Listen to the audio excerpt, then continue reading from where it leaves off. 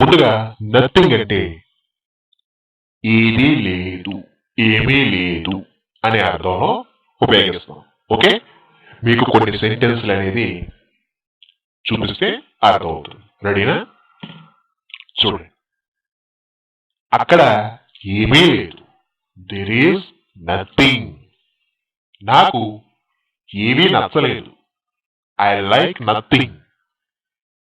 ఏమీ చెయ్యవద్దు. Do nothing. నాకేమీ అవసరం లేదు. I need nothing. ఆమె ఏమీ చేయదు. She does nothing. ఇక్కడ మీరు గమనిస్తే నథింగ్ అనేది ఒక నెగిటివ్ వర్డ్.